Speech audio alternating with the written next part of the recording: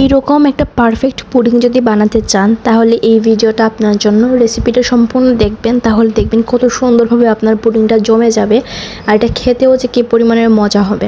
তো ফার্স্টে যদি আপনার কাছে লিকুইড দুধটা থাকে তাহলে আপনি লিকুইড দুধটাই নেবেন, আর যদি আপনার কাছে লিকুইড দুধ না থাকে তাহলে আপনার কাছে অবশ্যই পাউডার দুধ থাকবে, সেটাকে একটু পানিতে লিকুইড ফর্মে বানিয়ে নেবেন।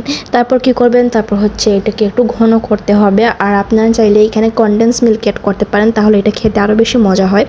তো এখানে যে ক্যারামেল যে পাউডারটা বা পুডিং পাউডার যেটাকে বলে, ওইটা আমি 2 প্যাকেট এখানে নিয়েছি।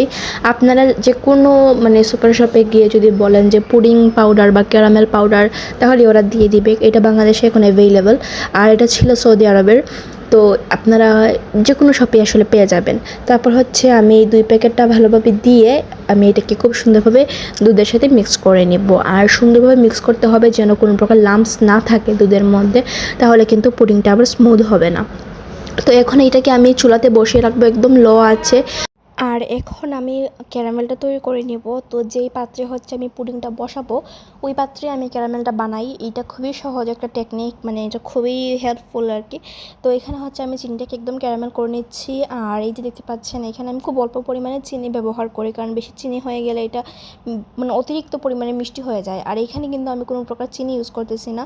আমার সম্পূর্ণ পুডিংয়ের মিষ্টিটা ব্যালেন্স করবে যে ক্যারামেলের যে লেয়ারটা ওইটা।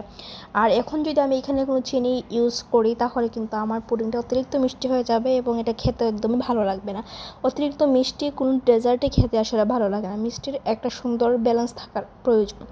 তো এই যে দেখতে পাচ্ছেন, আমি পুডিংটা প্রায় 2 ঘন্টার মতো ফ্রিজে রেখে দিয়েছিলাম, নর্মাল ফ্রিজে, একদম নর্মালি ছিল।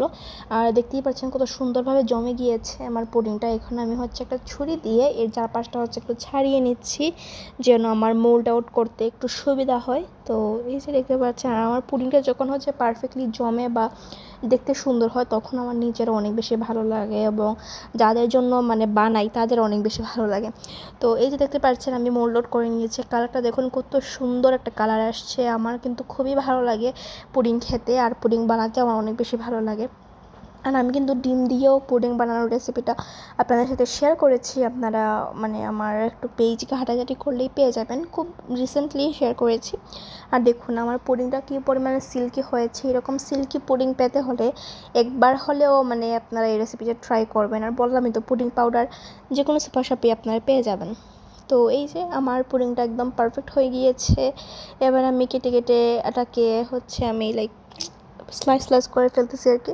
আর এটা কিন্তু একদমই ভেঙে যায় না, কিচ্ছু হয় না। পুডিং পাউডার দিয়ে পুডিং বানালে অনেক বেশি ভালো হয় খেতে, আর অনেক বেশি দেখতেও সুন্দর হয়। আর এখানে কিন্তু কোনো ভয় নাই যে পুডিং নষ্ট হয়ে যাবে বা মোল্ড আউট করতে গিয়ে ভেঙে যাবে।